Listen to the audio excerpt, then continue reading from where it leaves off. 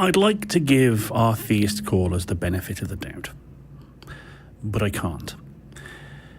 Be it evolution, consciousness, the origins of the cosmos, any phenomena that we have good naturalist explanations for, plenty of evidence behind. I'm so tired of it always boiling down to, I don't understand this, therefore it must be God. Your personal incredulity is causing you to commit the God of the gaps fallacy, and more than that, you're making gaps to shove your God into. God has never been in those gaps, ever. But if you disagree, call the show. It's starting now.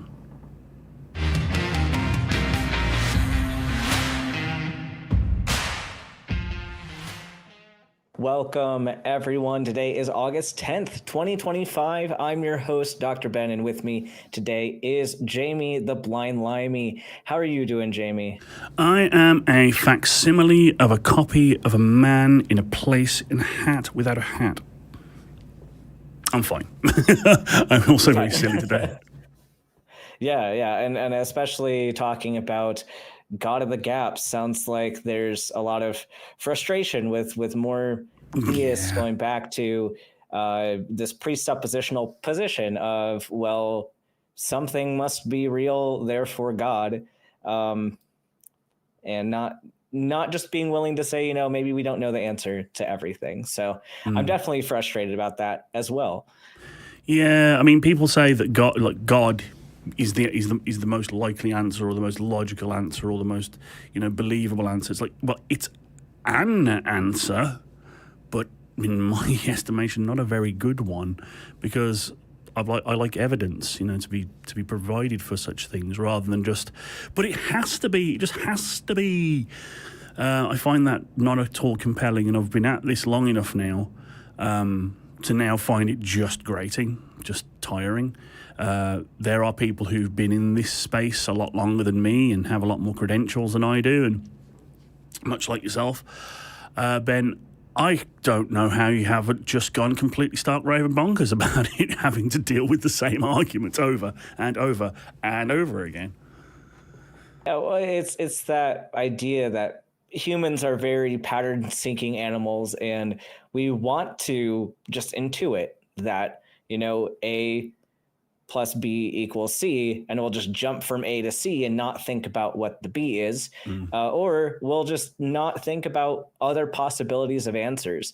And when we're talking on this show, we're not saying don't have God as a possibility. Like, keep your options open, but be willing to consider other possibilities and be willing to be wrong. And if there's a good reason to believe in God or spiritualism, or any kind of belief system, we should be able to arrive at that conclusion, even if we considered other options. So it's just, let's have a conversation. How do we know that this is the one answer? How do we rule out these other ones? Yeah. And I'd love for some people to call in today and answer that for us. It can be about God. We can do that same conversation about aliens or extraterrestrials. We can have the same conversation about ghosts, about spiritualism, about pantheism, deism, any belief system. Bring it to us, and I want to talk about it. Or even if you have a story of something that happened to you that seems like it isn't entirely natural, call in. We can talk about why that may have happened, why we think that may have happened, because this is a call-in show. This is Talk Heathen. We're open to all of your questions about these topics and about morality, philosophy, science, secular humanism. Bring us all the topics that you want to talk about, and we can discuss that with you. Talk Heathen is a product of the Atheist Community of Austin, a 501c3 nonprofit organization dedicated to the promotion of atheism, critical thinking, secular humanism, and the separation of religion and government.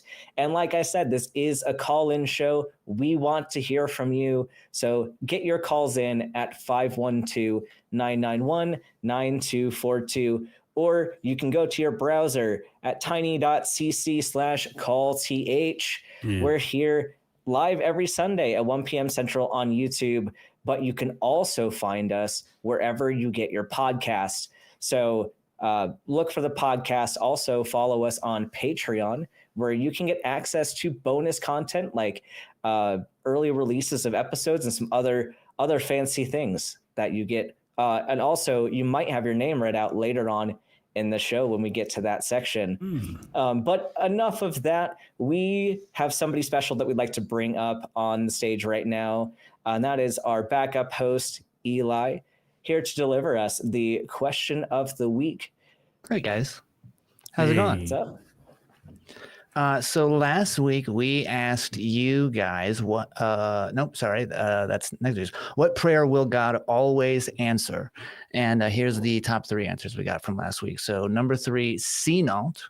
What prayer does God almost always answer? The one from priests, reverends, pastors, etc. Oh Lord, please make sure they don't actually read the Bible themselves. Make them accept what I tell them the Bible says.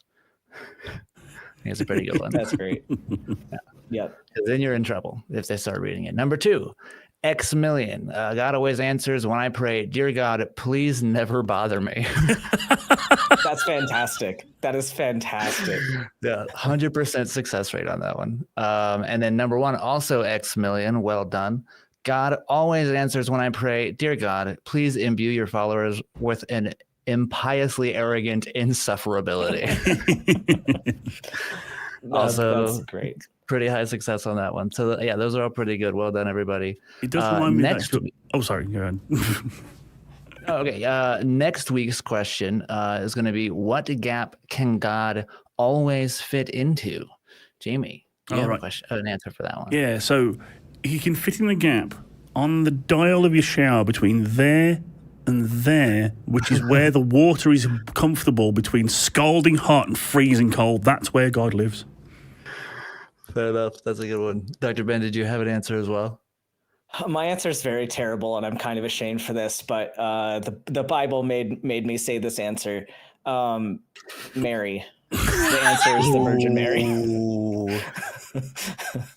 That's good. It's a good answer. Yeah. I just have this is my answer. It's just that's my God of the gaps right there. So yeah, that's it for me. The question for next week: what gap can God always fit into? And put your answers in the comments, not in live chat. We won't see it. Awesome. Good job, guys. We are now approaching Immaculate Conception Station. Mind the gap. Mind the gap. Yes. Yes, for sure. And some other people who may be fitting in some kind of gap somewhere are the crew. Let's see what the crew is doing.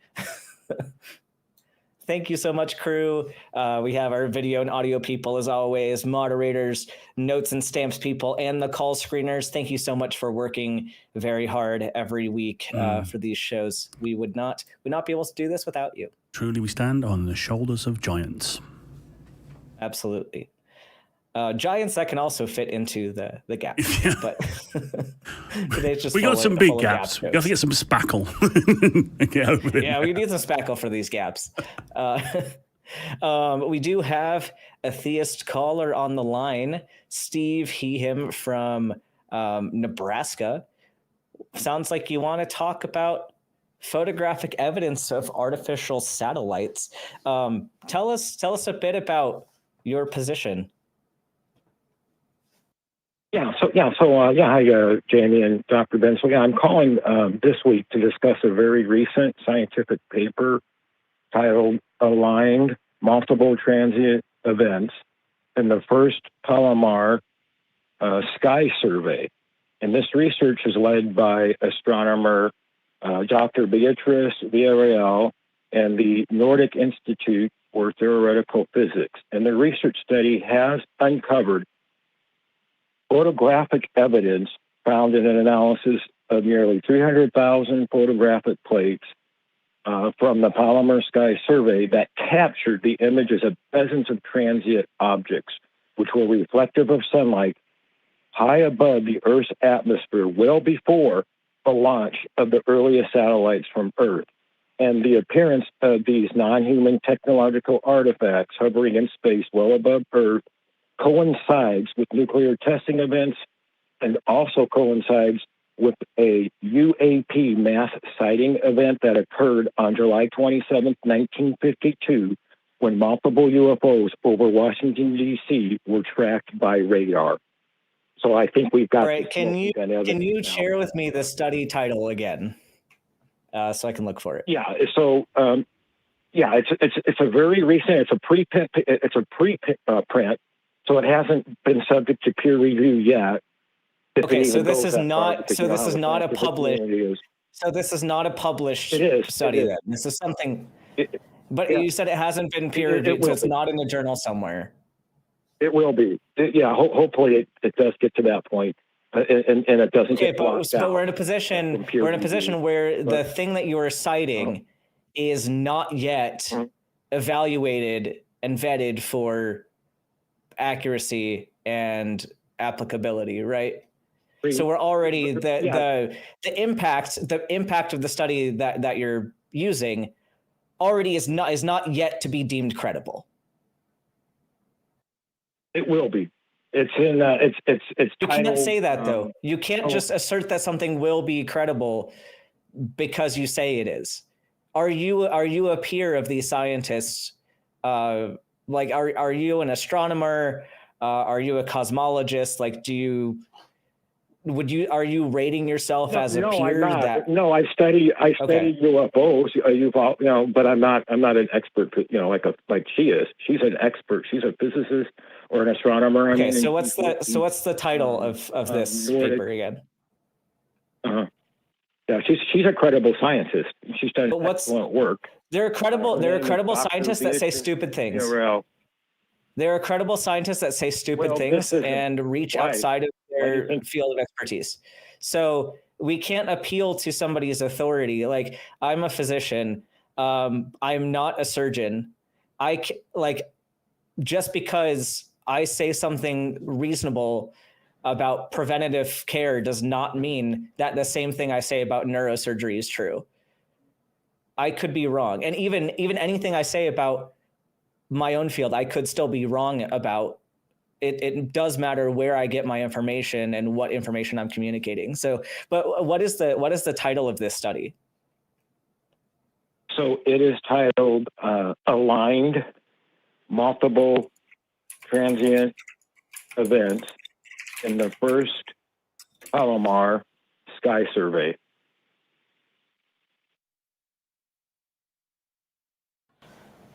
Okay. And it's probably a link if you Google this on where you can find the preprint of the paper. Yeah, I'm finding. I hope the scientific community doesn't block this out, and I hope it does get peer reviewed. But you know how hostile the scientific community be when they're all funded by the government. Steve, based on our conversations previously, I have very good reason to doubt your intuition about whether something is valid science or not. Because if I remember correctly, last time you were claiming that a paper said something that was not said at all by the paper. So I'm a little bit skeptical going into this, but we can evaluate this kind of together. Is there a place that you've been able to find like the entire? Oh, here there is a. Oh no, I can't access it. It is behind a paywall. I can see the abstract. It's new. The abstract. That's exactly what I saw too. You're probably seeing the same thing. Yeah, I can see the abstract. Okay, but here's the other thing, Steve. You can't just go by an abstract. An abstract is not a paper. It is not. You can't tell anything about their design just by the abstract. Like, it gives you such minimal information. But there's more information online on YouTube. There's YouTubers and YouTube channels. YouTube is not a credible source, Steve. Steve, can I go to YouTube and find incorrect information? Well, yeah, but this doesn't mean it's wrong just because it's on YouTube. It doesn't, but it also doesn't mean that it's right. It doesn't mean that it's right, Steve. So we can't say that because something is on YouTube that it's correct. So how do we evaluate information to see if it's correct? Like, I think you're giving us these papers, but I think the big underlying issue here with the calls that we have with you is that I'm not convinced that you know how to vet your sources. So I want to explore a bit, how do we determine what is true information? And I want to let Jamie jump in here too, but maybe let's approach that before we kind of get into the UFO stuff. Well, they have the photographs. You can see the photographs online. They have all these plates, these transient images on them. That's online. Okay. Can't deny that. We have a collection of photographs that, and again, we have to start assuming things that they've been vetted and verified to be authentic and not tampered with and things like that. And here's one of the issues that I have with the conversations that we have, Steve, is that you come to us with a paper that we didn't know existed until you tell us the title of. We know nothing of the content of it, and we have to take your word for what's in it and the interpretation thereof. We are a call-in show. We can't just stop it for 15 minutes to skim the paper that you are presenting us. So, as Ben alluded to, we have no way of verifying how well you're interpreting the paper, if the paper itself is even credible, that kind of thing. It's going to be very difficult for us to make comment on it because we don't know its content or its context or its veracity. And so what I'm wondering, and not to derail the conversation slightly, is that what do you hope to get out of these calls? Why are you calling us with a paper we haven't read and didn't know existed? What are you hoping that we say or do? Well, I am calling to present the evidence of extraterrestrial intelligence involved with humanity. But that's not what you're doing. You're calling us to give us your interpretation of some possible evidence that we have no reference for right now. So we're literally taking your word for it, and the actual citation is, trust me, bro. Well, for now, but it won't be long before this gets peer-reviewed. So maybe I'm jumping the gun, and I don't want to. Maybe I shouldn't be jumping the gun, and maybe we have to wait and for further. They probably need to get more photographic evidence from other telescope. Well, but you're also jumping the gun because I did find the full paper. And here's again a disconnect for what you were expecting the study to prove, and even what the study is expecting to prove. That it's disconnected from what the evidence actually is. So we have these pictures that show transient events that we don't know what they are. It's just people who can't see this image, like it's a picture with a bunch of like random dots on it. And it does look like I'm not a physicist, but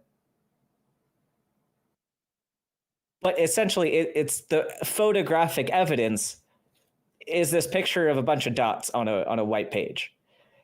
So the issue I have they're asserting that they're asserting that these are UFOs, and that they even mentioned in their discussion like that they are artificial objects.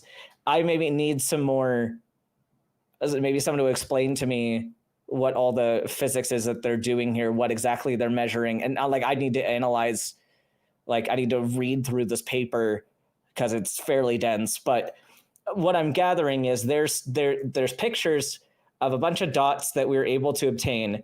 We don't know what these are. They were there before Earth had released satellites. So it's not that, but could it be something else? It's just up in the air of what this thing is. And you're jumping from, we don't know what this is, to extraterrestrials. We know they're satellites before satellites were launched from Earth. What else could it be? How do we know that they're satellites? What part of this paper says that they're satellites? They're reflective of sunlight. They resemble exactly. They appear. Does everything that reflects sunlight, is everything that reflects sunlight a satellite? Is the water a satellite? Is a mirror a satellite? Erroneous. Geosynchronous orbit, yes. In geosynchronous orbit around Earth, reflective of reflecting sunlight, yes. How do you know that? Celestial bodies are often made of things that are reflective. Comets are made of ice. Have been observed. these images are not streaking. They're not comets. They're not. If they were on a photographic plate and they were moving like a asteroid, you would see a streak on the plate. These are pinpoint light images. These are exactly how satellites appear. My point is that reflective materials that may seem to look like the reflective surfaces on, I'm assuming you're assuming things like solar panels or metallic structures. Ice crystals can look like that. There's metallic elements out there in the universe. It is not impossible for a completely naturally occurring chunk of something to have settled into an orbit around Earth that is just shiny. In stationary orbit, not moving in a different speed than the Earth is rotating, that doesn't happen naturally. That's a declarative statement. You would have to back up with some kind of evidence that it's not possible for something to settle into a geostationary orbit. These images are the objects. These transient objects appear exactly how satellites would appear today on these. But this happened before. This happened before Sputnik. These images were taken before. Steve, here's the same problem we keep running into, is that we have an unknown variable, and what you could do in this moment is say, hey, this paper is showing some unknown thing that has these particular properties that seems unnatural to me. And instead of staying there and saying, I don't know what this is, you're jumping a huge leap to say these are extraterrestrial things. Like these are like unnatural extraterrestrial made satellites. And I don't think we can get there. Like, why are you so against like waiting for things to be demonstrated? Like, why are you so hesitant to say, I don't know what this is, but we can keep investigating? Well, I'm not. It seems like you want your answers. It seems like you want all of your answers right now, and we can't always have that. And there are answers we're not going to have. Well, I think it's not. It's just a matter of time. I think it's going to be very soon. Okay. This work will be verified. But so the answer hasn't come yet, though, right? And so instead of saying this is what the answer is going to be, why not stay in the moment and say, this could be an answer, but it might not be. Well, fine then. I'm not saying it's aliens, but it does look like it. Steve, this might be a slightly odd question, maybe slightly out of left field. Do you want aliens to be real? Do I want aliens? Yeah, I'm rooting for them. Okay. Yes. So this is something that I encounter quite often in my day job. I work for a cancer charity.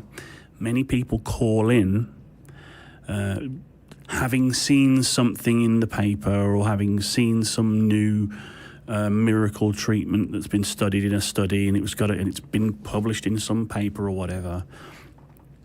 And they want it to be true so badly because it's life and death. So they are presupposing the outcome and just hoping that the evidence will fit.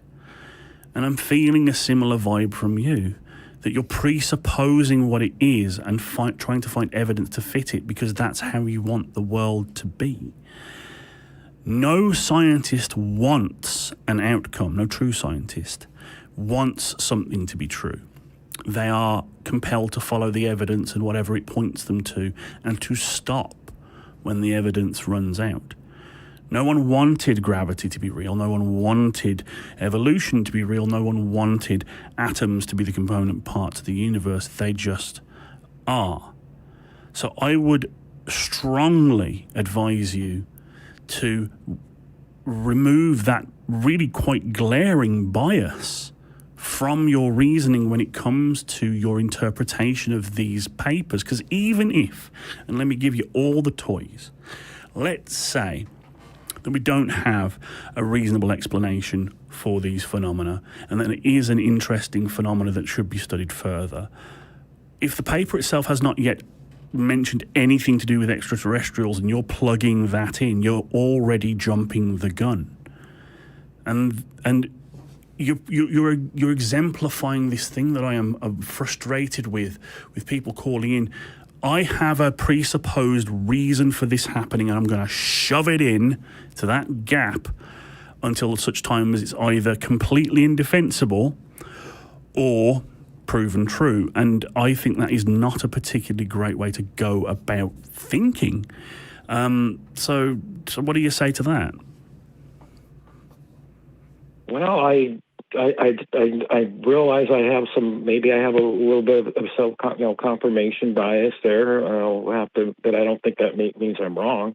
It doesn't necessarily mean you're wrong, but you have to, again, I'm asking you for a little bit of empathy here. Look at it from our position. We are skeptics, and we're pretty hardcore skeptics as well. Both Ben and myself are, trained in some sciences, medical science. I'm a computer scientist. That's not really science, but anyway. But we pride ourselves on skepticism. We pride ourselves on going where the evidence takes us and making as few assumptions as possible.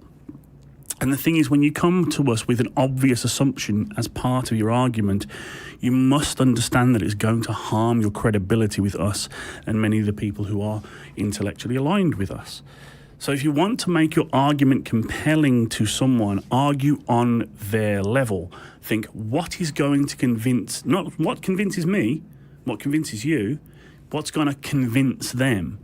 Because every time you've called, and I've spoken to you two or three times now, Steve, I don't find any of your arguments compelling because you are falling into these intellectual traps, these fallacies, and it's killing your credibility. So if you want to be a credible person who's credibly arguing, then stick to the facts. Keep your biases out if you can. It takes introspection. It's not easy. I understand that. I've made lots of claims as a younger, dumber man that turned out to be false because I was so certain of what the truth was. So do you think you can do that? You can maybe be a little bit more introspective there, Steve? Well, I think, I just think this is interesting, and it's something to look at, Certainly. That warrants further study. Yeah, absolutely. Couldn't agree with you more. But that's it. It warrants further study. Yeah. And it warrants to be taken at its own value, inserting no extras. Yeah, because in this state, people just tend to just miss this, the aliens, without without serious study that this warrants. Because there is evidence that's out there. The truth is out there. Yeah, I don't think they're missing it. Steve. What the difference is, we're withholding our belief until the evidence comes out. That's what we're doing. So we're not saying that we won't ever believe in aliens. It's just, I don't have any reason yet to accept it. But what we've noticed you're doing is you're accepting it before the evidence comes out. And that's where our disconnect is. Okay, well, I'll reserve my judgment until she gets peer reviewed and that maybe there's some other explanation, but it seems to me it's pretty compelling evidence. I mean, I'm assuming you have studied a lot of this. You're very interested. I'm assuming you're aware of the Drake equation and the Fermi paradox. Yeah. The Drake equation on what the probability is for technologically advanced alien life out there somewhere in our galaxy, and then the Fermi paradox of why haven't we seen them yet? Why we haven't? Right, because I think they're there in plain sight, and we just don't want to see it. I think you are very much denigrating the entire scientific field, because many discoveries that people would prefer to have not have discovered, truths about this universe that are not great, have come from scientific inquiry. The concept that scientists would, on the whole, suppress something that's true.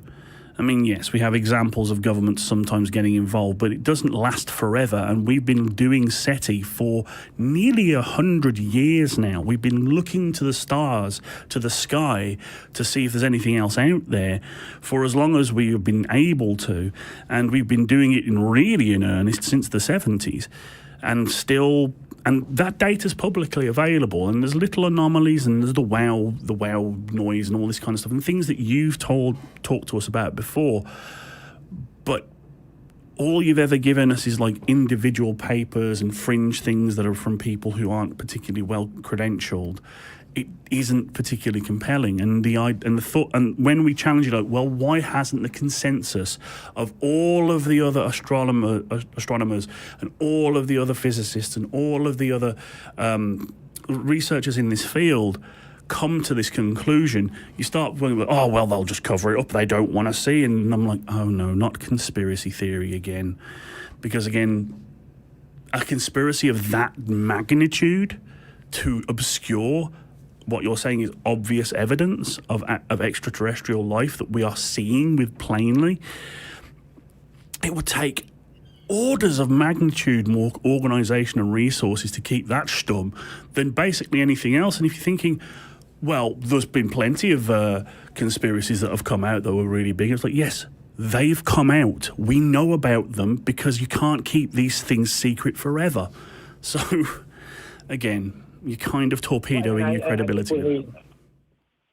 I think we need a congressional investigation on this. I know we've had some congressional investigations about UAPs and extraterrestrial intelligence, but we need to look into this some more. These images, too, interestingly enough, a little side note, these plate images were taken back in the early 50s. Well, they were the Harvard, or the guy that ran this, that was in charge of these plates, had them destroyed later on. So the plates, like from 1957 into the 1960s, were destroyed. Why that happened? I wonder why. Because the storage resources that are required often outweighed their apparent use at the time. If they were just plates that were studied and discarded. I mean, the BBC deleted entire series of classic Doctor Who because they couldn't be bothered to store them, and that's a pretty trivial thing.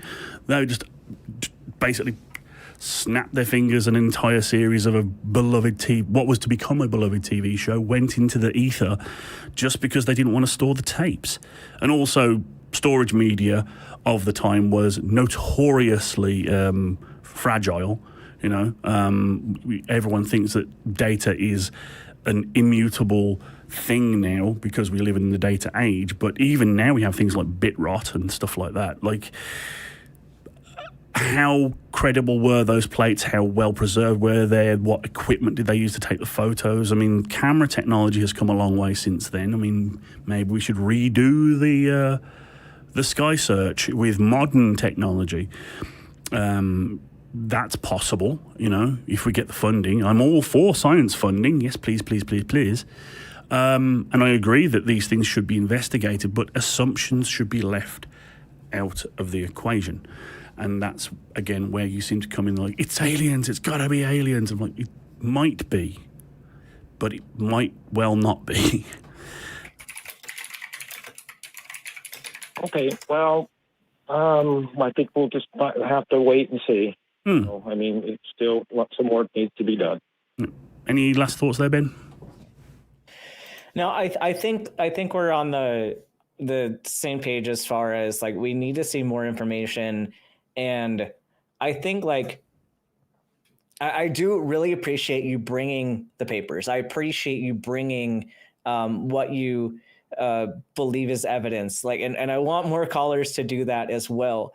The thing is, though, I kind of want to take these papers and instead of just synthesizing the information into what we believe they say, like maybe we can break them down into what does the paper, like what is the hypothesis of this paper? What are the methods? What is the data they actually collected? How did they collect this data? How did they analyze the data? What are the stats that they use to determine the significance of this data? And then what are they actually saying the significance of this paper is? And that'll help us kind of avoid inserting claims into the paper that maybe weren't there, and just evaluating it for what it is. So I encourage you, like, keep calling in, keep bringing this stuff.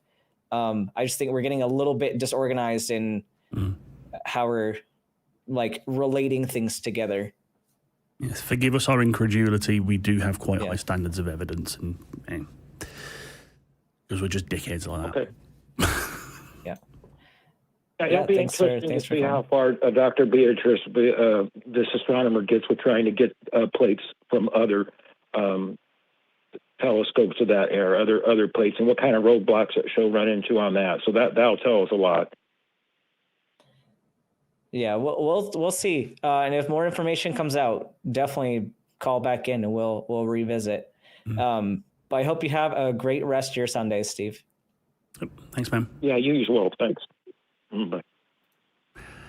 Yeah, I mean, All right. I think one of the reasons I find Steve so frustrating is that he's obviously kind of like he's got the spirit. He wants to know what's true, but it's that presupposition of wanting a particular truth to be true. But anyway, yeah, for sure. But some exciting things to talk about, which I'm super pumped for this upcoming week, because it is the Bat Cruise 2025 is this upcoming weekend, August 16th at 7 p.m. Sounds like there are still tickets available. So get them as soon as you can, because I think they're going to sell out if they aren't already. People like Caitlin, Jonathan R., and Kelly K. already got their tickets. And so I'm looking forward to meeting them on the Bat Cruise. Yep.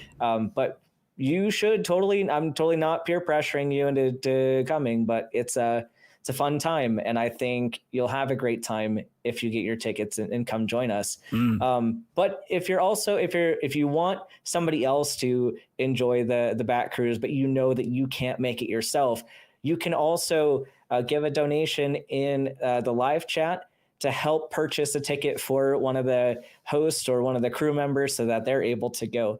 For those who maybe wouldn't have been able to go otherwise. So go to tiny.cc/batcruise to get your tickets, and we'll see you this next Saturday. I'm so pumped. And don't forget as well, for Bat Cruise weekend, it's not just the Bat Cruise, right? There's also the Sunday, because let's say you're in the Austin area and you can't afford to go to the Bat Cruise. That's okay, because on Sunday we're doing live shows from the library. So show up, come say hi. We'll be doing Talk Heathen and AXP with multiple different hosts playing musical chairs, and it's going to be a great time. So I want to see all of you there if you're able to get in. Yep. There's a lot of the hosts are coming into town. It's going to be great. It's always a good fun party. It actually all starts off on the Saturday and all the way through to the Sunday. It's a weekend-long party.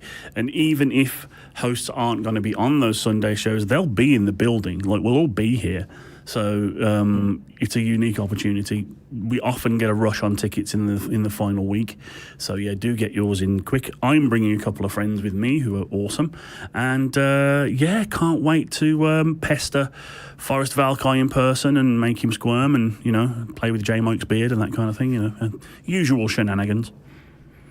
Yeah, it's going to be super, super fun. Also, just as usual, you can send in your super chats during the show, and we will read them at the end. As many as we can read during the show, we will read them. You can also become a channel member. Click the join button below the video, and you'll get custom chat emotes, early access to clips and shorts, and you will help perpetuate the mission of Talk Heathen and the atheist community of Austin. And if you're looking for a non-monetary way to support the channel and the HCA, you can like the video. That goes a long way. People don't understand how much that like button does for increasing views and getting the message out there to others. So click that like button, subscribe to the channel, enable notifications, and comment in the live chat and below after the video. And all of that goes a long way. And we appreciate all of your comments and your likes on these videos. I love the fact that the emote that they made for me as a host emote is me in that dumb lime costume. It's hilarious. I love it. It was great. What next, Chief? We have another caller, and this one actually is a great one, I think, for both of us. This is atheist Lisa, she, her from Canada, wants to talk about what atheists / the scientific community can do about religious beliefs interfering with medical care. Lisa, you are live on Talk Heathen. What is your discussion topic today? Hi. Sorry, I'm a little nervous. No problem. So I can I just give like an example of what I mean by that? Mm-hmm. Yeah, absolutely. Okay. I volunteer with a mental health organization in my city, and we deal with people, from all different kinds of mental health disorders.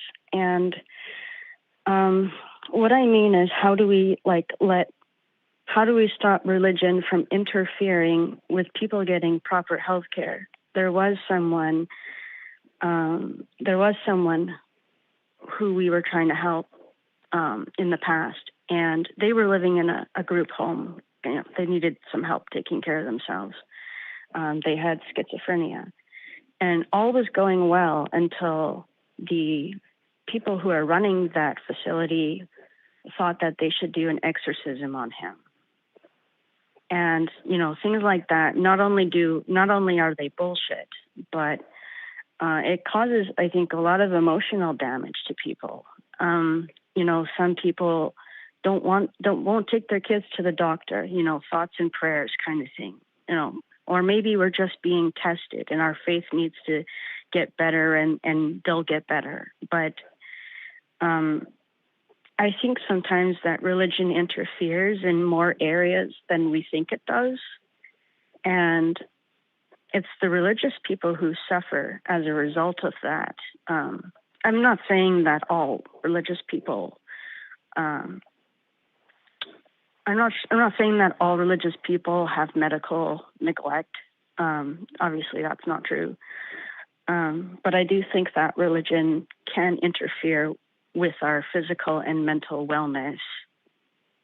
And how do we, as atheists, try to put a stop to that from interfering into someone getting medical services? It is a conundrum, and I don't just take it from an atheist standpoint. It can become a broader topic of people who do not properly engage with medical services due to misinformation. Of course, religion and religious doctrine is very powerful, but you've also got things like the anti-vax movement and stuff like that. And there's two things. One, if it's the caretakers of people who are not engaging with the medical field on behalf of the person they're caring for, especially parents, we do have laws and things around that. But one of the most sacrosanct things, in my opinion, is bodily autonomy. And as unfortunate as it is, we cannot force someone to undertake a medical or mental health intervention without their permission, unless we can declare them unable to make those decisions themselves. And that's very important to me, that patient autonomy and dignity is preserved. And yet we have religious denominations that in their very doctrine prohibit things like blood transfusions for Jehovah's Witnesses, that kind of thing. And there isn't really a very easy way to do it on a broad scale. We can't ban these religions. I wouldn't want to ban them. I wouldn't want to make it illegal to refuse doctors' orders or to have people compelled to undertake a medical procedure that they don't want to do for whatever reason. Now, I am only second-hand in this. I work parallel to the healthcare system in my role in a cancer charity, but these issues pop up. Now, I've also seen the flip side where people are emboldened to keep going and to engage with the medical things, especially when things like really horrific side effects keep people feeling sick. And chemotherapy is real tough on some people, but their faith is one of the things that keeps them strong enough to keep going. So I'm not saying that religion as a whole is entirely detrimental to people's ability to seek the best medical outcomes, but I haven't done a medical ethics class. I think you, Dr. Ben, might have a bit more insight on that. Yeah, I suppose Yeah, more like I said, maybe I was referring more to like ethic, stopping kind of these. I don't want to. I'm trying to figure out how to say it without stopping kind of like religious. Like if someone's a caretaker, like you said, and they're religious, like there has to be. I just think that. Like Yeah, may I ask a quick question? For the example you gave about the exorcism, was that a group home that was explicitly like labeled as a religious institution, or was this like a group home that services the public and serves as, like a not a specifically religious entity? I'm not sure if it was religion based. I don't think it was. Because if it wasn't a religious institution, like if the patient wasn't consenting to be placed in a religious group home, that's a big legal problem. Because even if you're a minor, or if you're an adult, or if you have whatever condition, it doesn't matter. Like, you should have the ability to consent to what religious procedures are done for you, in the same way as medical procedures. Like, if this is a group home meant to help take care of you and keep you safe, make sure you're getting your medical treatments, etc., and you are not explicitly, it's not transparently a religious place, they should not be forcing an exorcism on anybody. They should not be doing that at a public institution. So that's one facet of this. I just think that, personally, just my opinion, I don't think that religious organizations should have like their own hospitals and be selective based on that religion's morality. Yeah, I agree. Or I don't think so either. To disclude certain, right? Like there was a case in my province, a few hours north of here, and there was this. They had one of the things that we're kind of struggling with in the West in Canada is they're creating more, hospitals that are kind of like run by religious groups. And, and I don't care what anyone's opinion is on abortion. My opinion is that it's part of healthcare. I don't know the reason. It's none of my business. But, to not offer, I live in a province that there's only 2 cities. Everywhere else is a rural place. So there aren't a lot of options. But to deny someone, that could possibly be a life-saving procedure. But, if say like they're miscarrying or something, but the nearest hospital is Catholic run and they refuse to do that procedure, right? I just don't think that medical groups should really be involved in medical care. I think it's wrong. And I also think that, and this is just my opinion, right? When people are suffering, when people are desperate, sometimes they do turn to religion, and that's not like to criticize them. We've all been there where we want something to grab onto because we're afraid. And I think that along with, and I'm not saying all religious organizations, do that or manipulate them or whatever, but there is an influence with ulterior motives in some places that I've seen, and I also think that as a result of that, there's a lot of emotional abuse that goes on. When I was 13, I grew up in a very Catholic household, and when I was 13, I was diagnosed with epilepsy. I just started having seizures, and I didn't grow out of it. Some people grow out of it, some people don't, and I didn't grow out of it. And what my Catholic mom told me was, this is a test from God. And I thought to myself, a chronic illness is a test from God? What could I have, as a 13-year-old, what could I have done to have some sort of, need to be tested this way for the rest of my life. Or, some people will say you're sick because it's a punishment. You did something wrong. Well, I don't know. I just think that it doesn't just cause physical harm. It doesn't just cause harm in the medical system, but I also think it's emotionally abusive. It definitely is.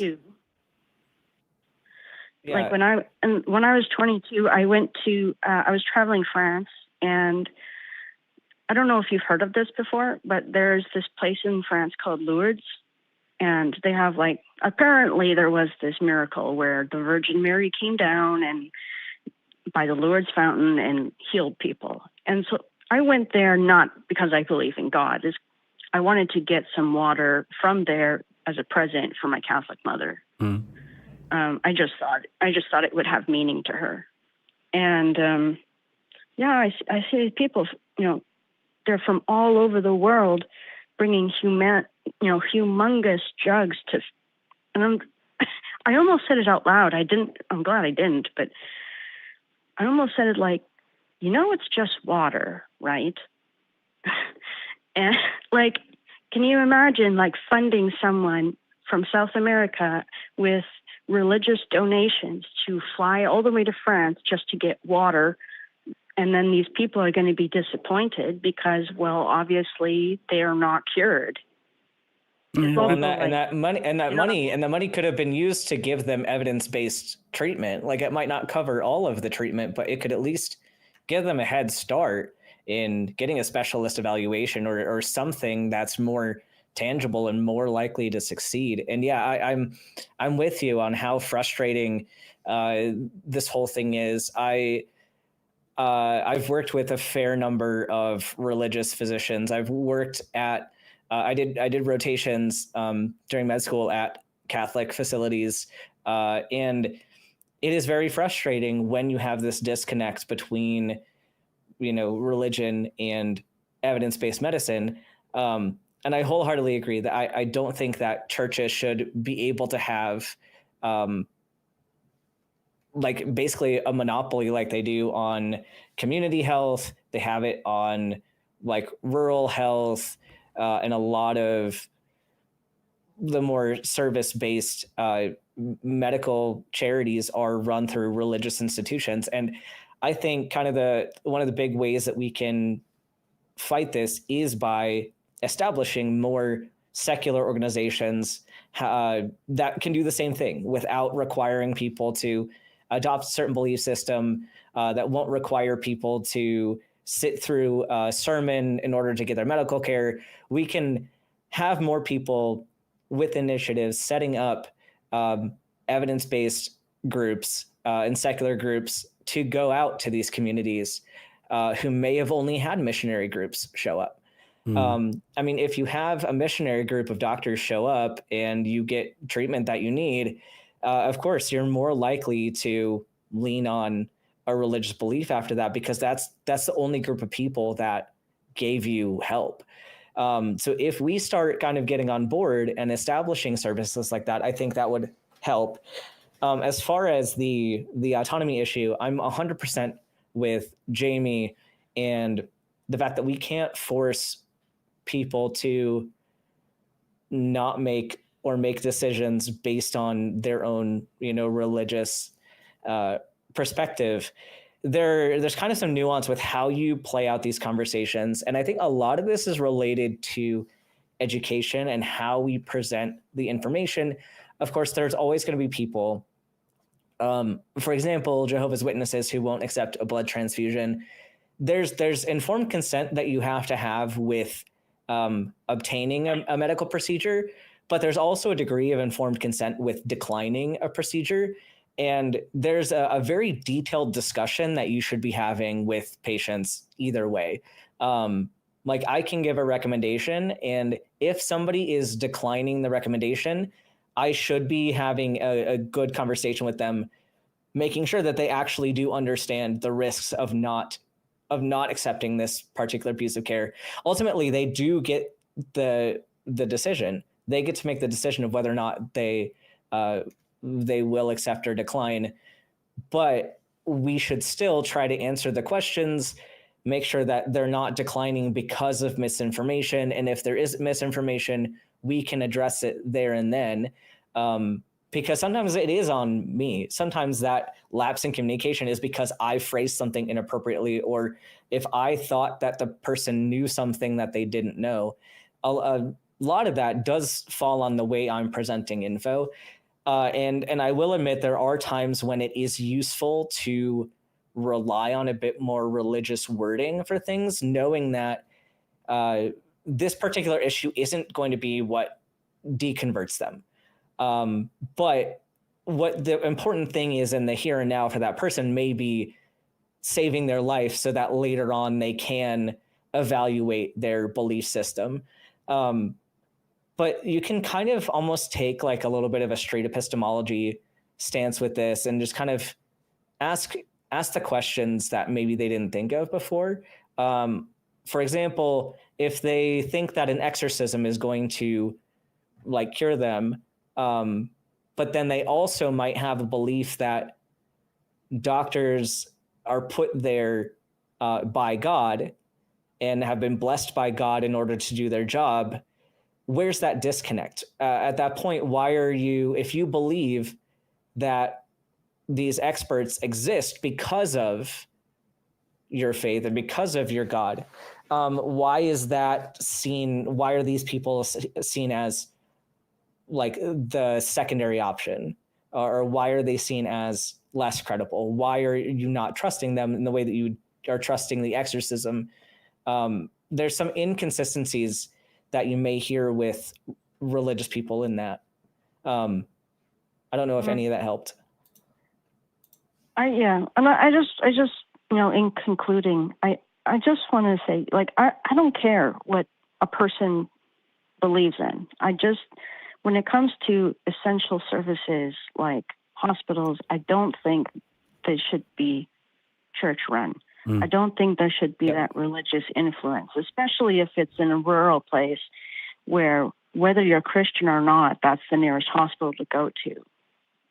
Yeah. And for example, like another thing, because I've kind of been in between jobs lately, was looking at ways to do some more community medicine, and pretty much the only organization going out, well, I guess there's two organizations going out on ships, like big hospital ships.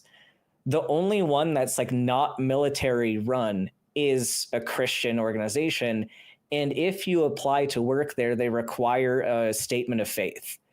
So they require you to share your testimony and to be sure that you believe the right things before you go work on this hospital ship. So that kind of calls into question, is your agenda to actually heal people, or is your agenda to evangelize? And so we definitely need to step up our game on the secular humanist side and say, we can have a boat too.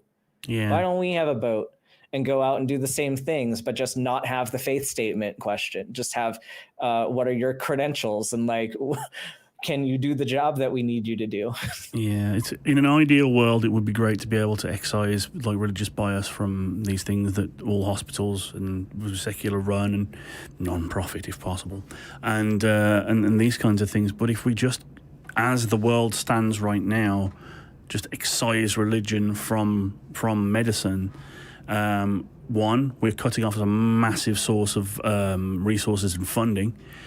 For everything from the medical care itself to research and all that kind of stuff, and charitable care.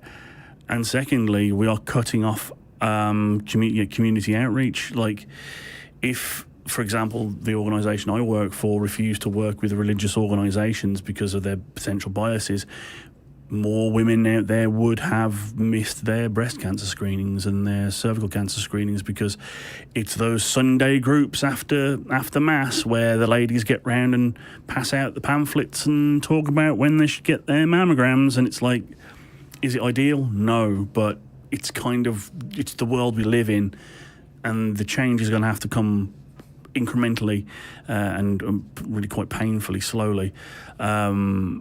So I don't think it's an easily solved issue. I don't think it's one that's going to go away anytime soon.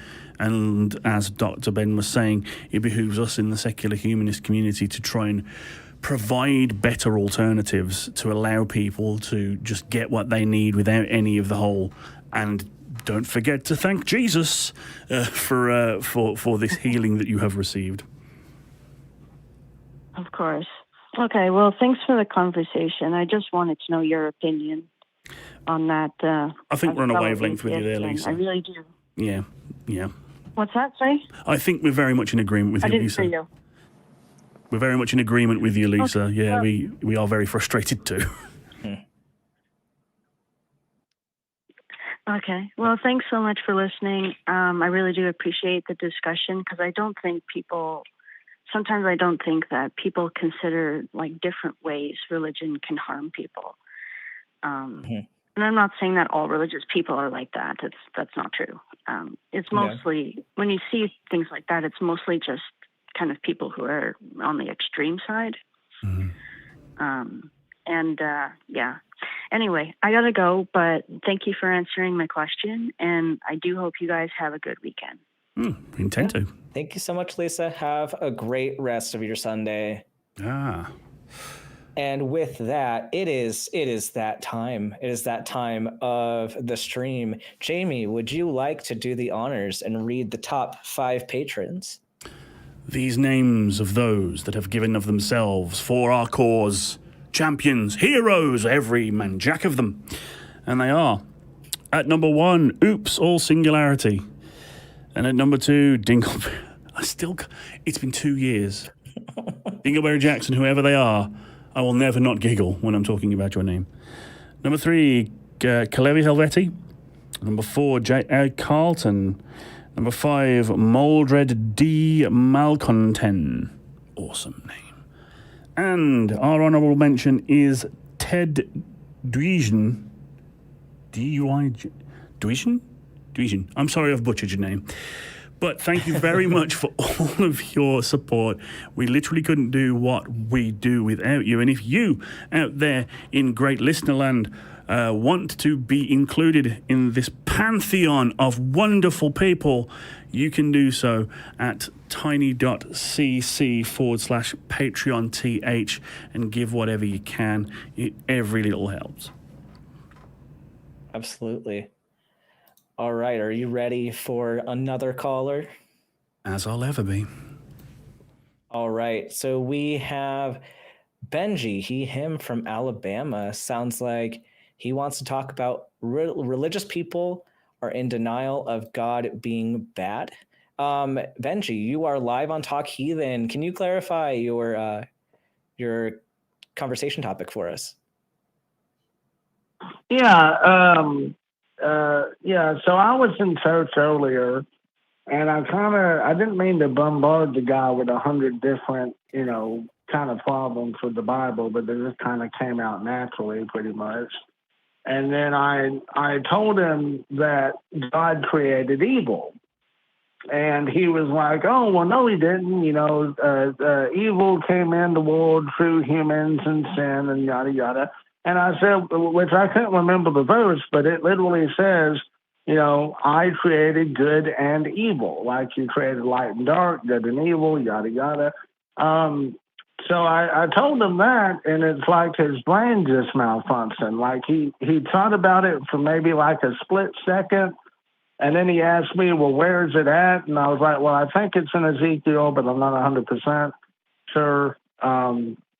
But I know it was in. I know it's in there. And then he kind of just brushed it off and kind of just like changed the subject pretty much. He's like, you staying for church? I'm like, no, not today. But I mean, it's like, it just kind of threw me off guard a little bit because, like, if he's a Christian, because he said he's been a Christian for decades. You would think somebody that's been that way for decades would at least read the Bible. Because if you actually read the entire Bible, you're going to end up reading that part anyway. So, like, somebody that says they're a devout Christian, they would already know that. and the fact that it surprised him means he didn't know that, which I'm pretty sure he didn't know that because it caught him off guard. I was just going to get y'all's opinion on that. And I feel kind of bad for the guy too, but I mean, your initial question of religious people, I mean, it seems like you're talking specifically about Christians. And there are, most of the major religions do predicate that their God is good. You know, God is great. Not all religions do, especially historically. A lot of the pantheon-based religions like Greek and Norse and stuff, their gods were more like people, flawed and potentially bad, and capable of doing wrong things. They weren't paragons like the Abrahamic God is often lifted up as. But you are correct. Again, I don't know the exact verse off the top of my head, but I'm pretty sure there is a verse in the Bible where God literally says, I do all these things. I create the light and the dark. I create good and evil, etc. And also there's the whole, if he's triomni, the all-powerful, then everything that happens is his purview, good or evil, and it's all part of the plan. what was to make him both? Which would make him both good and evil. He wouldn't just be good. Yes, depending on your interpretation. But there's an entire religious philosophy called the theodicy, which is explaining evil under the auspices of a good God. And that's been going on since before Christ. Like the Epicurean trilemma is the famous example, you know, whence cometh God and all that. We've been wrangling with this idea for longer than Christianity's been Christianity. And no good answer has yet to be brought forward. So, I mean, you are pointing out something that in some cases for many religious adherents, especially Christians, Muslims, Jewish, I don't know, I think maybe there may be an argument that Jewish people understand that their God's not the greatest God on the planet, but you'd have to ask them.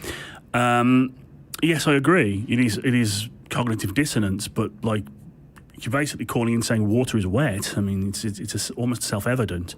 You got any thoughts on this, Ben? Yeah. It's a situation where essentially Christianity has to deal with inconsistencies in the Bible and even direct contradictions between the Bible and their worldview. And so the verse that we're talking about is Isaiah 45:7. Which says, I form the light and create darkness. I make peace and create evil. I, the Lord, do all these things. And of course, oftentimes when you bring this up to a Christian, there's a lot of mental gymnastics going on because they have a couple options. They either have the option of, you know, reconciling that, like, there's a difference here and saying, you know, the Bible can't be the perfect, unaltered word of God, or they can say, well, the Bible's the correct, and then my viewpoint was wrong, and I'm going to adjust my belief to what the text says. Or they can try to keep this dissonance and just not do anything about it, but start making excuses for why the text actually confirms what they already believed. And that's often what people do. So they'll make statements like, oh no, but he didn't create evil. He created the circumstances in which evil could take place. He gave the free will, which allowed people to do evil, but he didn't actually create the evil. But then they're not recognizing that it says that he created the evil. He wasn't just the dungeon master playing the role in setting up the scenario. He was the one that caused this to be in existence. And so you'll get different answers of no, he wasn't creating the evil part. He just created the consequences of evil. So yeah. Well, see, what he did was the first thing you just said. He literally said half of what you just said. He's like, well, no, he gave us free will and gave us choice and this and that. And I gave him the rebuttal, which was, you know, if God knows everything, then he knew that, you know, basically he allowed sin in the first place, so he's still responsible either way.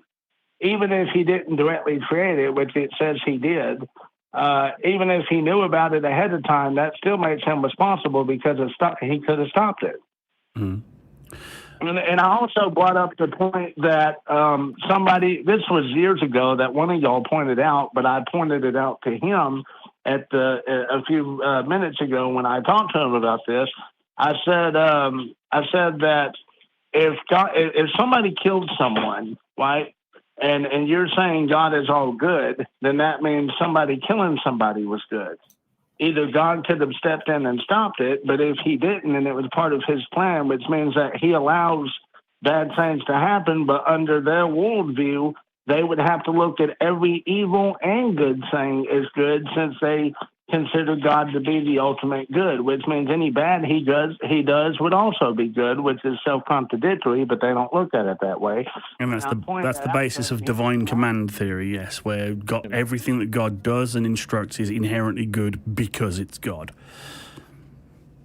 Yeah. Okay. And the idea that it is possible to still grant free will and childproof the house. Like, it doesn't take away your free will to put the covers over the outlets and make sure that appliances aren't on when the children are like nearby and stuff. Right, and he brought that. He also was like, "Oh, well, that would affect our free will." I'm like, "No, it doesn't." And then I told him there's free will on earth and there's free will in heaven. Hypothetically, and he's like, "Oh, well, there's no free will in heaven because there's no evil in heaven." I'm like, "Well, then how did Lucifer and 3/4 of the angels decide to rebel against God in the first place?" And these are all arguments we've had in the past with theists that have called in, yeah. One of the things, though, I would say is that unless a theist is saying God is good and therefore that's why you should follow these teachings and his morality is better than yours, it's kind of just an academic discussion. You know, it's an interesting point to sort of go, some inconsistencies there. But unless someone's trying to litigate or legislate or push that morality on me or people I care about, I'm going to just let them wrangle with it unless they want to have a discussion about it. Because this church that I went to earlier, they make a point of asking. I mean, they've asked me like 10 different times in one day, literally, if I, do I know God? Is God in my heart? Yada yada. And I would sit there and say, well, yeah, of course I know God, and I know the Bible like the back of my hand, and I would literally quote them verbatim, the stuff that they're getting at, because the church I go, it's a Church of Christ, I believe, if I'm not mistaken, and their stuff is basically a combination of both, I believe, Baptist and Methodist, and a little bit of other stuff. And then I brought up like the good deeds thing, because me being similar to a Gnostic essentially, and believing in the old Christianity sect where if you do good, then good rewards you, and that helps you get into heaven. And also, I don't really believe that you have to go to church to get to heaven. That's not really a requirement. I mean, it wasn't mentioned like that. Well, let me just jump in here, Benji, just for a second, because I've heard you say a lot of this already in previous calls and things like that. I don't want to sort of meta it too much. But from my perspective, we may as well be having an argument about the morality of Lex Luthor, like an imaginary person, a fictional character. So while this is all very, astute observation on your part, the fact that you, from your perspective, are talking about someone you believe exists in actuality, and I don't, because I haven't had any evidence compelling enough to convince me of it. This is just Bible fan wank right now, pretty much. Okay. So, do you mind if I try to prove God to you? If I could try that, just for argument's sake. To quote the great Matthew Mercer, you can certainly try. Yeah, but also, on the, while we're just kind of leaving that initial topic, I would love for you to try to the people that you were having these arguments with, please have them call into the show. I'd love to address that particular issue about God creating evil with the people that you're having this discussion with, if they're willing to reach out. That would be awesome. I don't know if they would. I could ask them, but I mean, Yeah, just give it a shot. It would be interesting, and we're willing to change our minds if they're willing to, like if they bring in good arguments for it, and if they are convincing. So, well, we already know how that turns out. But I was going to go ahead and try to argue for God myself, so I don't want to seem hypocritical. oh yeah, go for it. Go for it. Give us your argument for God. So, well, I'm trying to decide which one to go with because I don't want to fall into a fallacy. Well, I could theoretically I could do it this way. So I was watching a video, one of y'all's videos yesterday. And there was a part with, I don't know if he's still on here or not. Shit, I can't remember the guy's name now. Damn it. Well, basically, he was saying that any evidence that would be presented to him would be insufficient evidence because it requires extraordinary evidence and not just ordinary evidence. And so in my mind, you know, that do y'all not fall into the terror fallacy with that? Like if I was to present evidence and evidence is dependent on your, you know, observations or your experiences or even subjective to y'all's, either one of y'all's opinion on if that evidence is good enough for you or not, because at the end of the, you know, it is pretty much subjective because it depends on, you know, if that would convince you. It's not like I'm trying to. No, evidence is not subjective. And there are degrees of how convincing certain pieces of evidence are. And I think that's what we're dealing with right now. Like it's easy to demonstrate that this chair is going to keep me held up for the rest of the show because over and over and over again, I've sat in the same chair and it's pretty reliable. I could calculate out the statistics of how many times this chair has successfully held me up during a Talk Heathen show. And it's pretty significant. And if I told Jamie, you know, hey, this chair is pretty sturdy, I'm confident that it's not going to fall over during the show, I could still be wrong. It could be the time where it breaks, but I have enough evidence to where I'm convinced of the proposition. The difference is nobody really cares about my chair most of the time. Like nobody gives a crap. If I go out in public and I say, hey, did you know that my chair is really sturdy and it can hold me while I sit in it? Nobody is really going to bat an eye because that's what the chair is supposed to do. And everyone has been in a chair that has done a good job at being a chair. But when we get to God claims and supernatural claims, that's why there's the standard of evidence to be convincing changes, because you need, number one, you're trying to demonstrate something that is less common, and you have the burden of having something that is statistically reliable to like make future predictions and to, you know, have that same truth demonstrated over and over again. And we don't get that with God claims. So yes, there is a difference, but it's not subjective. And you can even break this down like statistically into like what variables do to the statistical significance of the particular problem. And so, yeah, it seems like it's subjective. Be objective. Yeah, that is objective, and the majority of people asking for evidence with this are asking for objective evidence. We're asking for something that isn't going to be reliant on me having faith in it or not.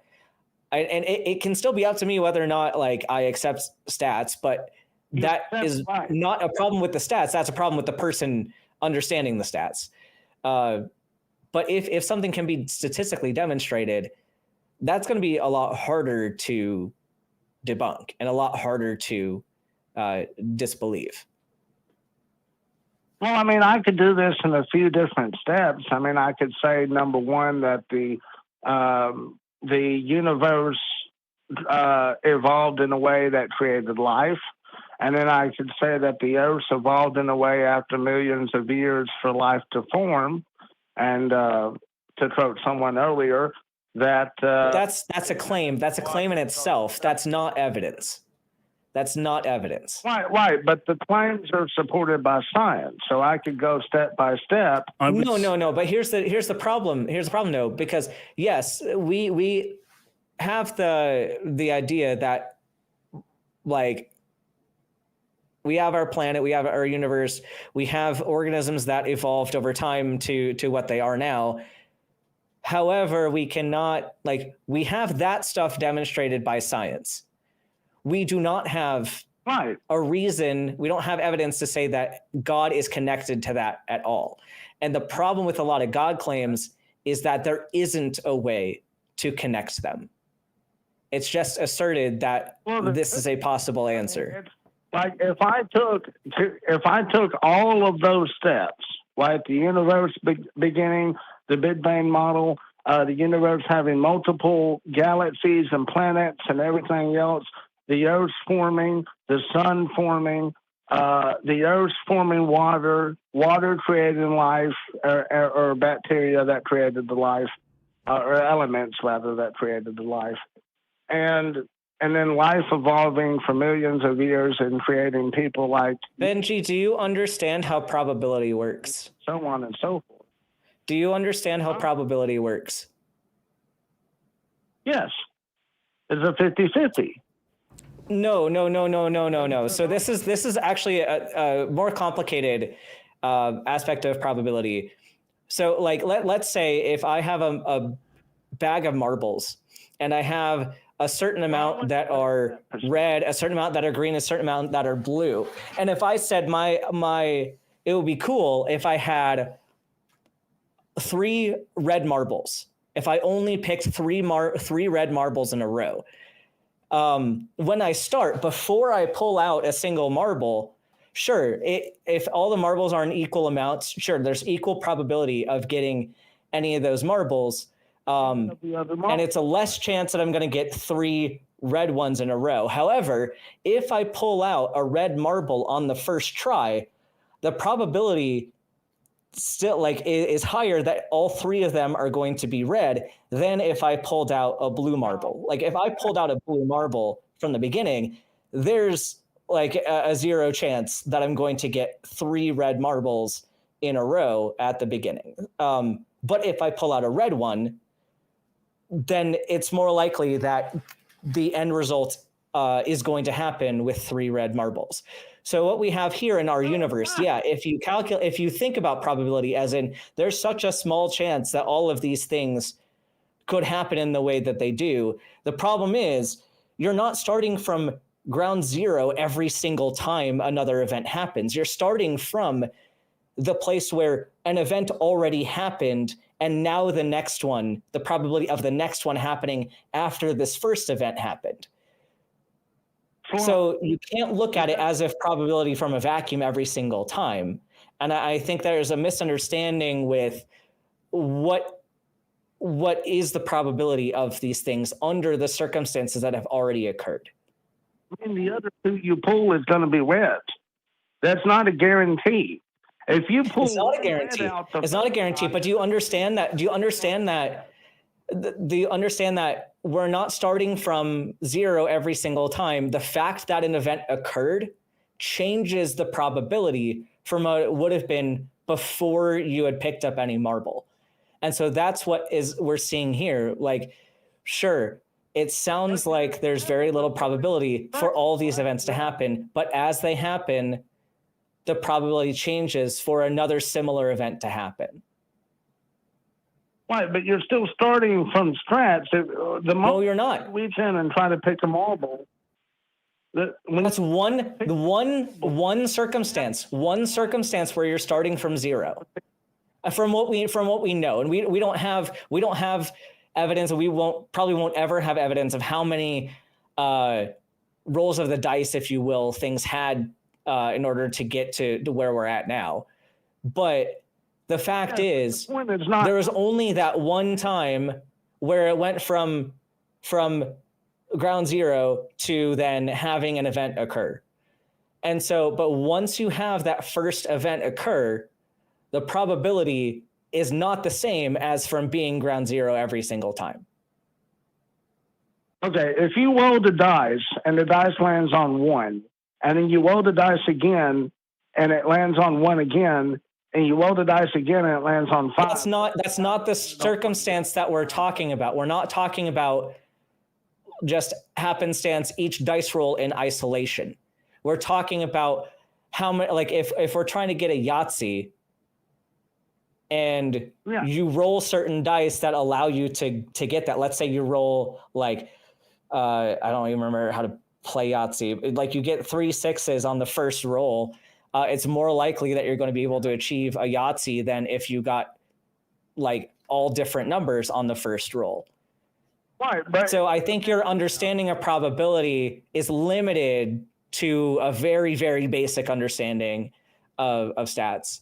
It's not. I just pointed out the flaw that you gave. There's flaws in the example you gave but you're giving an argument from probability. So if you're saying that the probability is so low of all these things happening, how did you calculate that? How did you figure that out? Did you do the math? How many? Okay. Yeah. So I'll just point something out.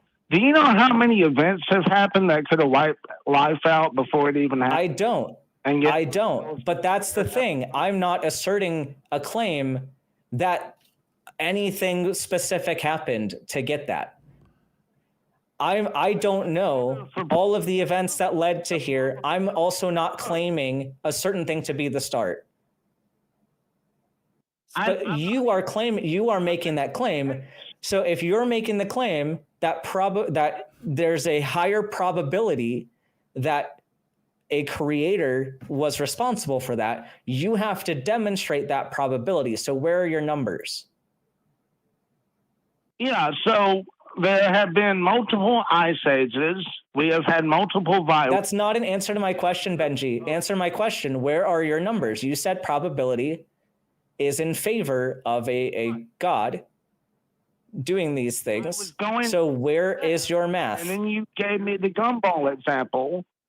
Okay. Yeah, I gave you an example of the kind of math that you would need to demonstrate. Like you have to you cannot say, there's a huge pet peeve of mine. People making a claim about probability or using probability as evidence, but then they don't actually do the math for their probability. Like you're allowing math to carry a lot of weight in this debate, but not actually bringing that math to the table.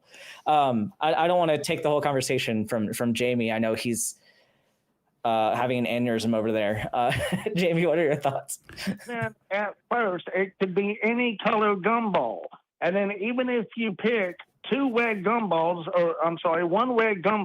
that doesn't mean that the other 2 are going to be red. It could still be any other color. Okay. No. Here, Jamie, jump in. Both of you, both Bens, please, Bens. Blue. Bens, plural, please allow me to have a little interjection. I think one thing is, I think the simple thing that Dr. Ben was trying to exemplify is that in his example, the determining of the probability of pulling out a certain marble necessarily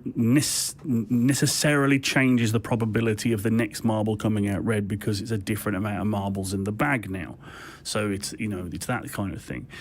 Secondly, well, that's what I was trying to say. Because okay, cool. So we've cleared that up. Groovy. Please allow me to just say this next thing.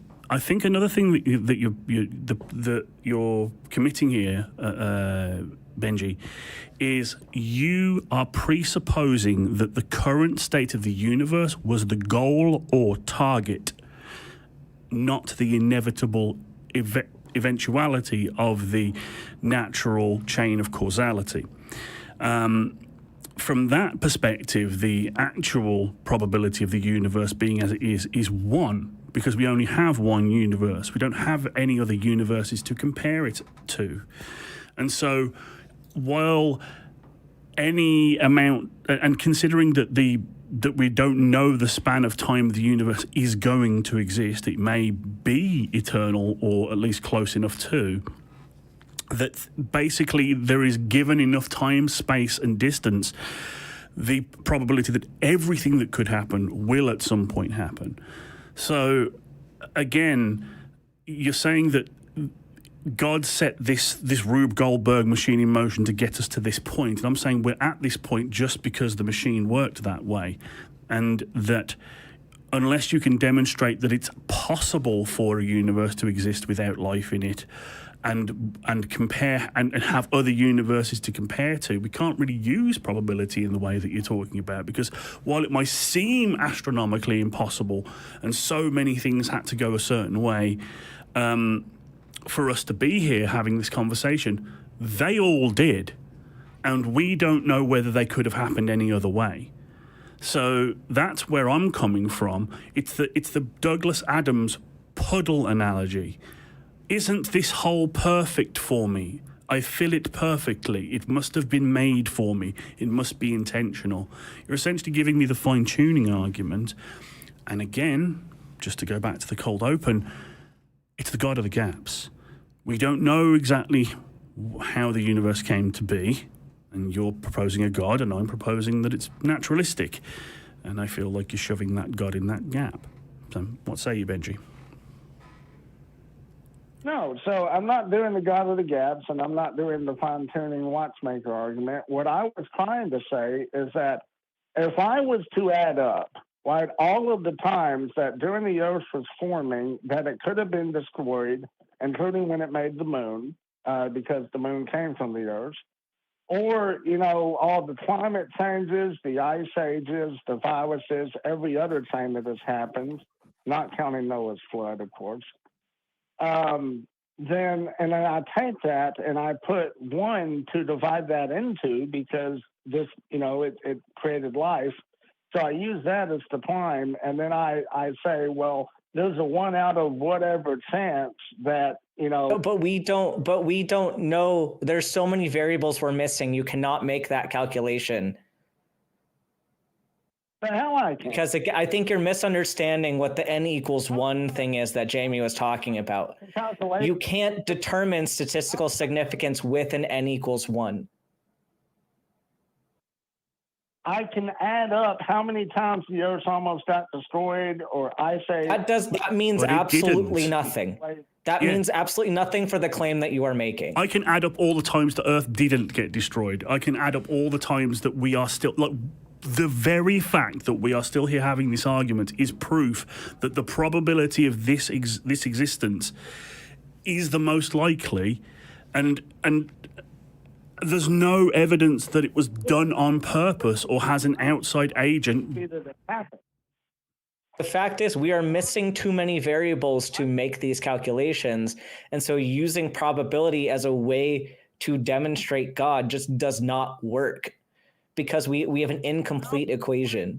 What other variables is there to consider? If I'm just variables that we don't know, variables that we do not know and probably will never know. We have to account for the unknown unknowns. We cannot do that because the only things we only have the one universe that we know of. We have this one existence that we know of. We can hypothesize others, but we cannot confirm that. We cannot get, maybe someday we'll get sufficient evidence for these missing pieces of the puzzle, but at present they are missing. And so that's why we're saying you're falling into God of the gaps, because the probability you're trying to adapt a probability equation for a scenario that the concept of probability does not work for. Like, the math that we do has specific applications and specific times where it is actually useful. If you're outside the parameters of what that math can do, you're not going to get a reliable answer.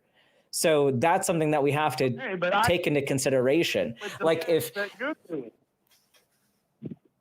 I can reverse it and do the exact same thing that you're claiming I'm doing, and I can say that you're doing. Because what the difference in what we're doing, Benji, is that you are saying that there is an explanation, and that explanation is supernatural.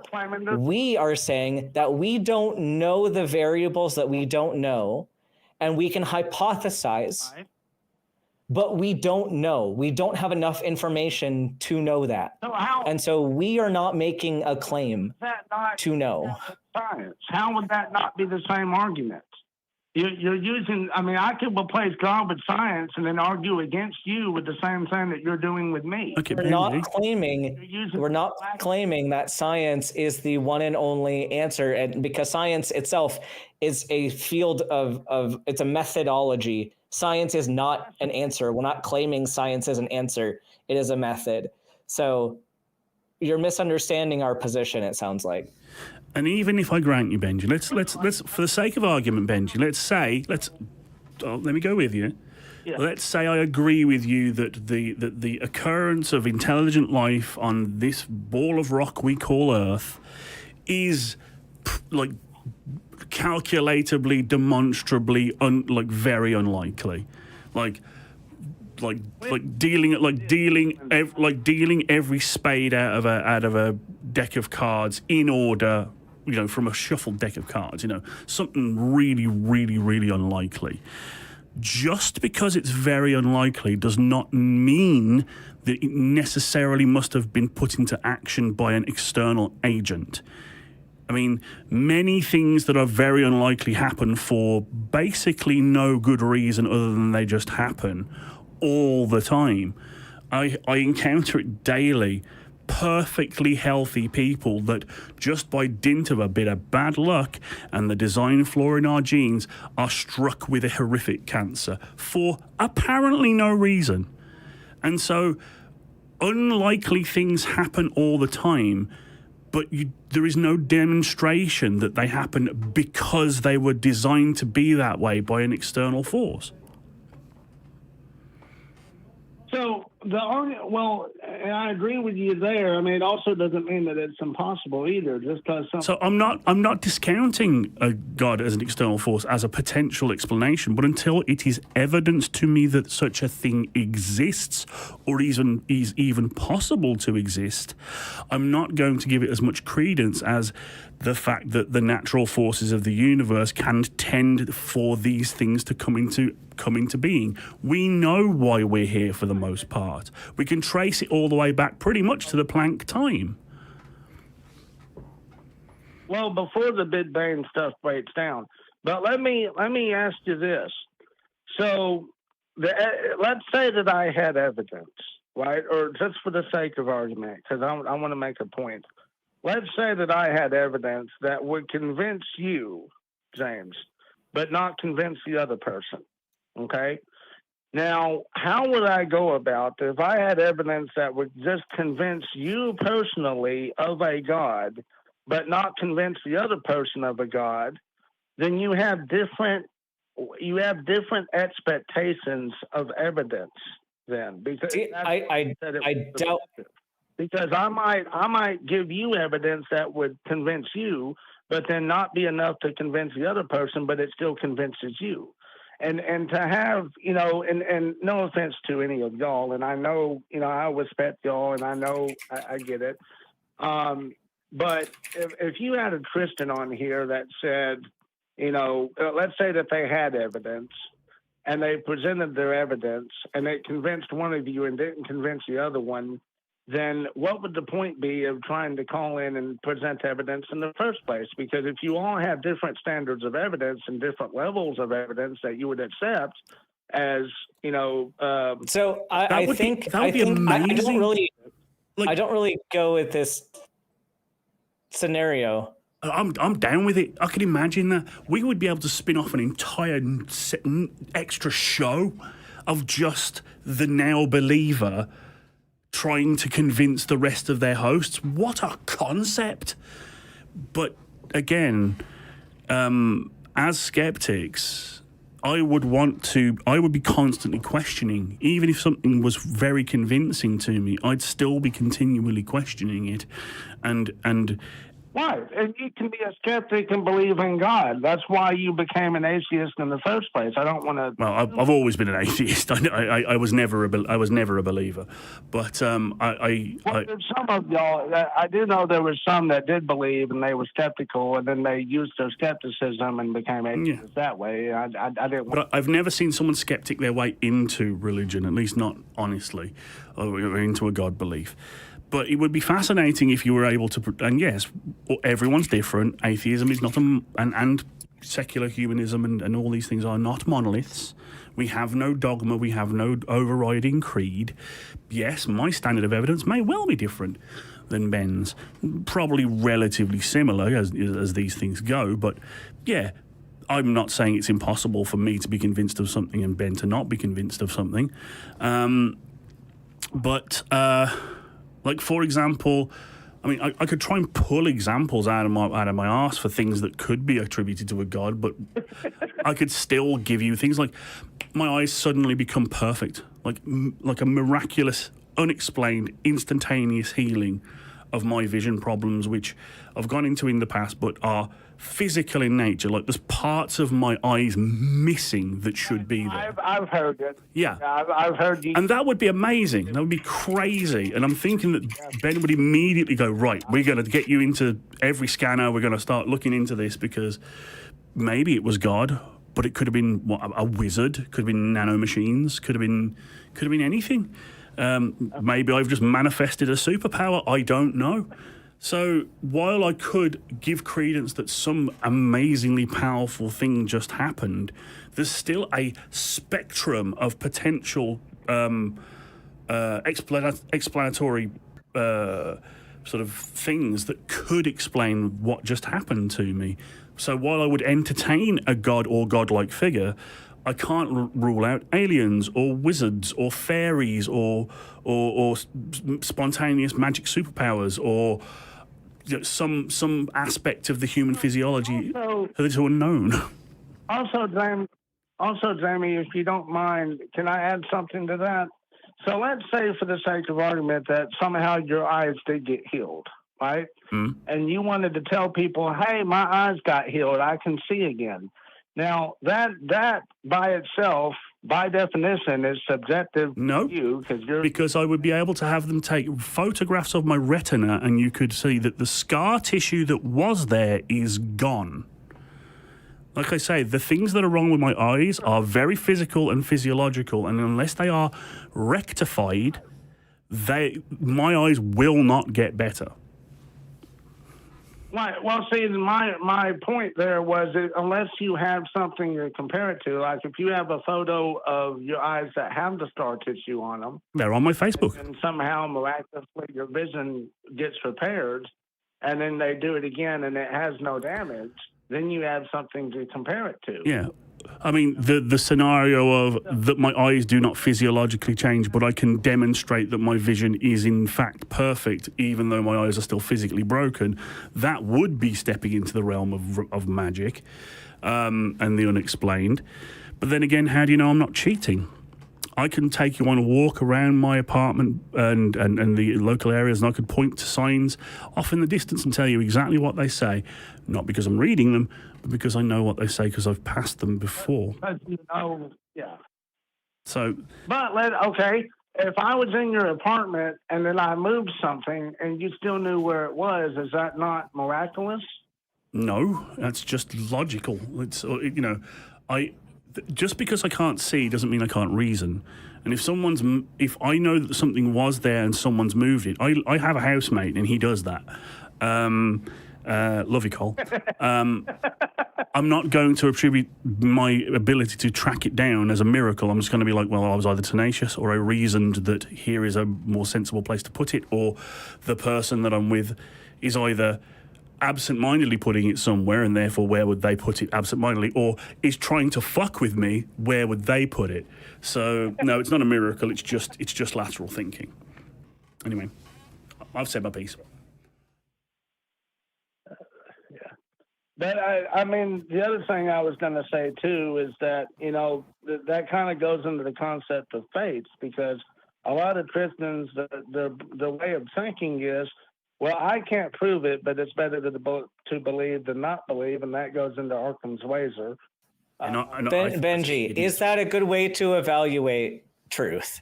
Is faith good enough for you? Like, is it good enough for you to just insert an answer, just to have one, even if you have no idea if it's true or not?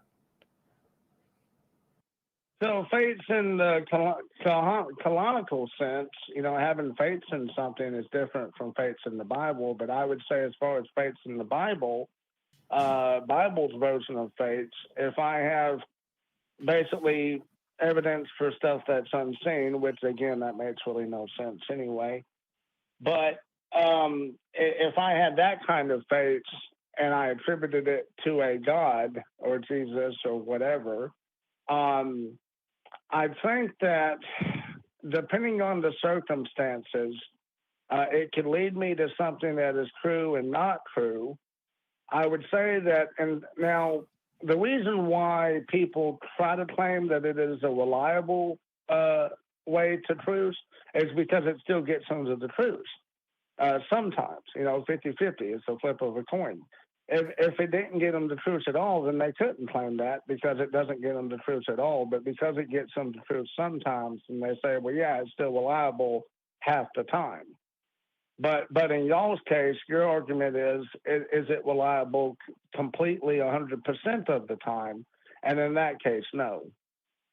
But the way that Christians look at it, even half and half, 50-50 is good enough for them, because it still gets them to the truth half the time, even though sometimes it can get them to something that ain't true, and other times it can get them to something that is true. And when it gets them to something that is true, they say God did it. If it gets them to something that ain't true, they blame the devil. Again, water is wet, counting the hits, that kind of thing. And yes, that is a conversation we have with a lot of believers about, like, how can you demonstrate that your faith is any better than just chance? And it has actually been demonstrated that, especially in things like intercessory prayer, it's not. Again, these are all pretty... What I want is faith in the canonical sense is connected to chance. Like, if you have faith in something, you take a chance on something. Well, so I would... when someone uses faith as in, I have faith that I'll wake up tomorrow morning, or I have faith that the sun will rise, that's trust. That's... it's confidence. Yeah. Like we were talking about with probability. I can demonstrate statistical significance that'll tell me how reliable something is, how likely that something is to be true. And that is demonstrable. It can be used to predict things that will happen in the future, not because of divine anything, but just because we have enough data that we can calculate and rely on. Okay. Is this 80% likely to happen? Is this 90% likely to happen? Is this 10% likely to happen? That's not faith. That's math. Okay, well, see, the faith that they say is they use it in place of trust. So or confidence. No, but that's not. So using faith in place of trust is just us miscommunicating. Because if we're having a completely different discussion, and if someone says it thinks that I'm meaning faith when I'm saying statistical reliability, or if I'm saying trust, or if I'm saying confidence, that's why I tend to use the word confidence, because it gives you more of a spectrum of options that you can give. If someone else is thinking that I mean faith when I say confidence, then we need to revisit the conversation, and I need to say, hey, no, this is what I mean by confidence. And then they need to say what they mean by faith. And then we will understand that we're not on the same page with how we are making our decisions. A lot of times it is, though, because Christians, when they say faith, sometimes they mean confidence. They just say faith in the canonical sense. Yeah. Other times when they say faith, they mean faith in the biblical sense. So, yep. I mean, but... the problem is they're using one word to do all their heavy lifting, and then they don't have to clearly define it because they just assume the other person knows what they're talking about, and it just becomes a very messy conversation. So, yeah, I think maybe we're kind of reaching the end of a productive discussion. I think call back next week. We'll have multiple hosts next week, and you can try this with a few different people and see how it goes. But I think maybe go listen back to this call, think about kind of any other ways that we can approach this next time. And I hope you have a great rest of your day. All right, and I just dropped him. Okay. The closest thing I ever get to the biblical concept of faith is hope. But that's a knowing, like, I know that this thing that I hope is going to happen is not likely.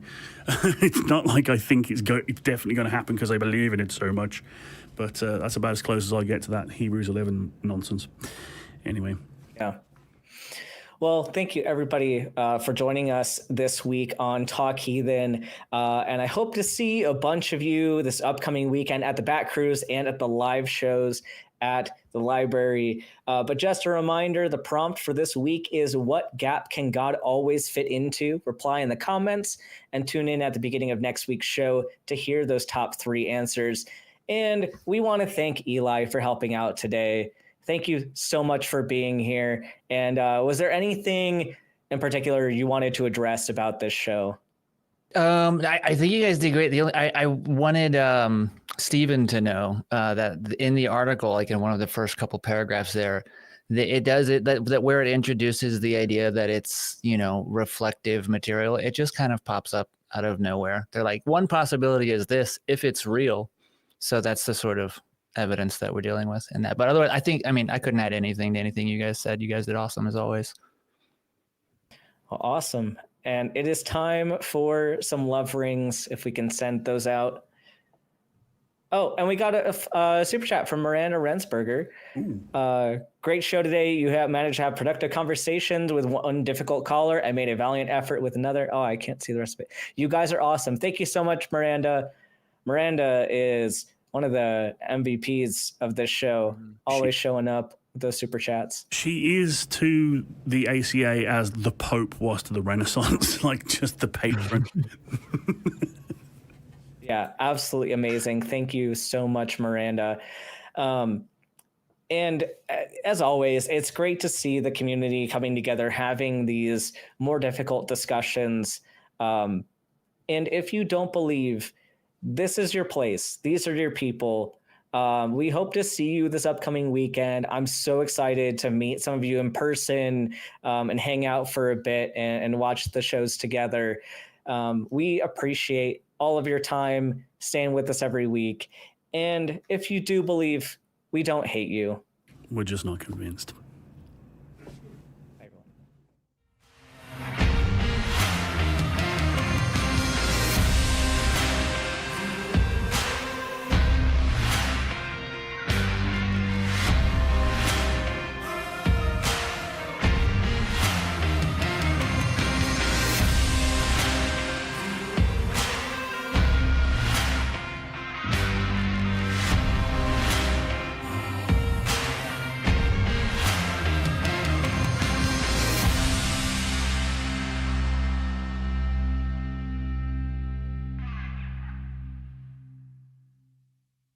We want the truth.